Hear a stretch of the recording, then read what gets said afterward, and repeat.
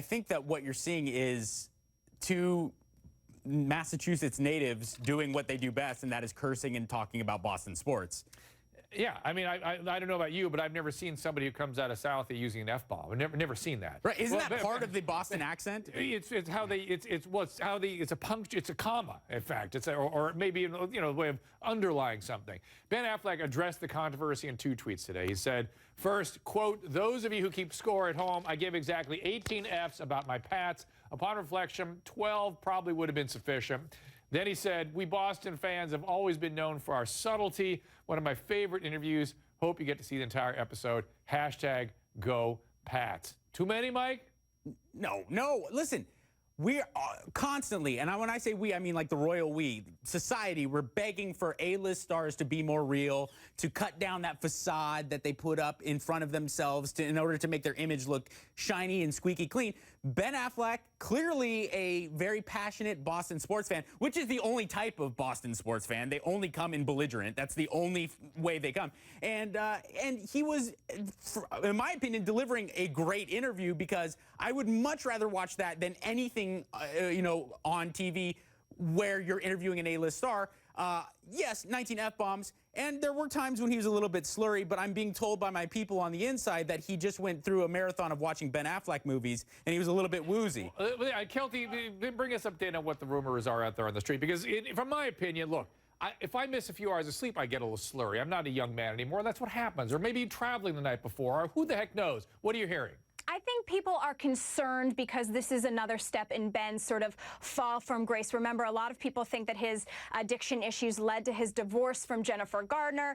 There were stories of infidelity throughout his marriage. There was this secret affair with the nanny. There was their new and very questionable, in my opinion, back tattoo. And of course, the sort of failure of Batman versus Superman.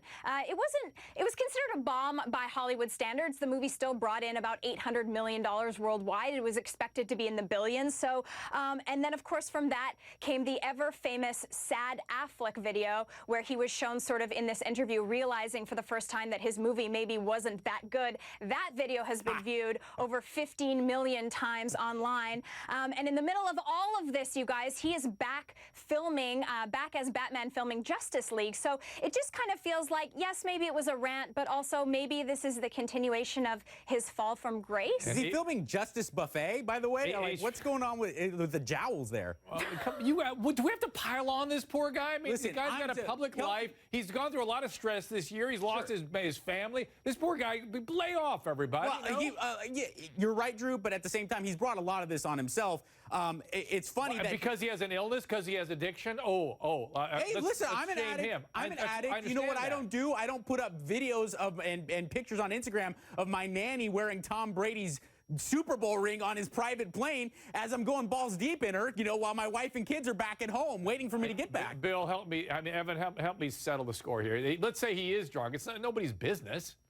Well, maybe it's nobody's business, but we're talking about somebody who has a history of alcoholism and addiction, and he comes on TV, and I've heard him on Bill Maher before, where he's been very concise in his words. He's been just as passionate about what he's saying, but he hasn't been slurring his speech. He hasn't been belligerent. He looked a little puffy, not that I don't look puffy sometimes from eating too much, but I'm just saying the Ben Affleck that we've become accustomed to and how he's communicated in the past doesn't seem like the Ben Affleck that was, and I understand sports passion, absolutely, that could play a part of it, but it seems like he knocked down some drinks, some Jose Cuervo or Jack Daniels before he came on the air, and he had a real talk with Bill Simmons. And of course, these we can't substantiate. We have no knowledge of any of this. We cannot substantiate any of it. But Kelty, I just say, please, everybody, let this guy live his. Why the piling on? So he's a passionate sports fan.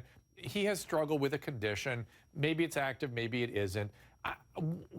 Why is that any? Why make it worse? Why don't people have compassion for him? Well, listen, in Hollywood, we love the upswing, and then we really love to tear our stars apart. And so, unfortunately, he is just underneath the boot of the Hollywood tabloid news right now. But, guys, I also want to remind you that it's very well known, and he's talked about it before, that his father struggled with addiction from alcohol and gambling as well. So this is nothing new in his family. Kelty, he's been admitted for treatment, correct, in the past? Right, yeah. Right. 2001. Right. Now, if you've been admitted for treatment, if you meet criteria for admission by law, you have to be an addict, or be discharged within 48 hours if you end up not meeting that criteria. So by definition, if you went to a treatment center, you meet criteria for addiction, or that program gets shut down.